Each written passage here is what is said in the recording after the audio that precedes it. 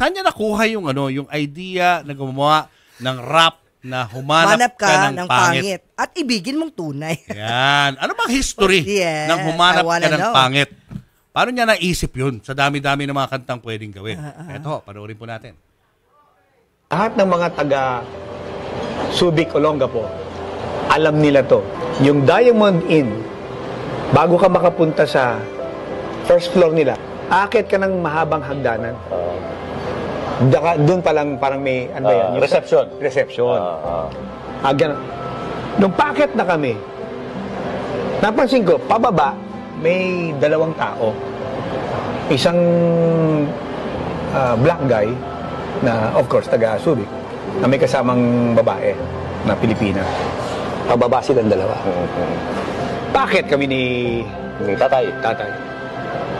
So, otramente, magkikita kami sa gitna. Sa gitna ng hagdanan, may lasing na walang malay. Okay. Nakaharang. Pinoy? Oo, nakaharang, lasing. So, tinabi ko yung lasing. Kasi siyempre, nakaharang. Tinabi ko yung paa, yung hita, tinabi ko ng konti. So, nagising siya. Hindi ko alam. Nagising siya nung pagtabi ko. Dumaan yung dalawang magkasama, yung isang black guy tsaka yung babae. Hinampas nung lasing yung puwet ko. Okay. Kasi akala ko, dahil pinakialaman ko siya. Siyempre, natutulog ako. Di ba? Hindi pala. Ito yung dahilan. Hinampas niya yung puwet ko. Tapos sinabi niya sa akin, "Hoy, tignan mo, umanap siya ng pangit." Okay. Narinig ko yun. Kasi yung black guy, medyo malaki, katawan.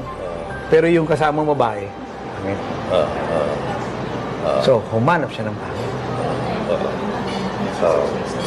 Nagising siya, nagising din ako. Ay, nako.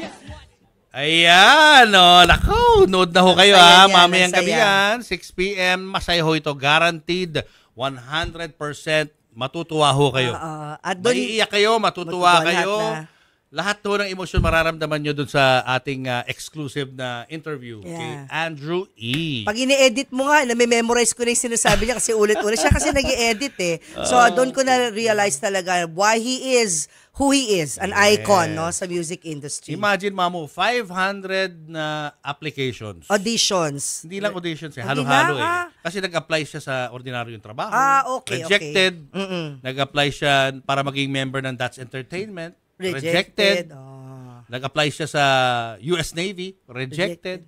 So, Pati 500 US Navy. rejections. And Man. finally, isang iglap doon sa kwentong yun. Yung kinikwento niya na humanap ka ng pangit story.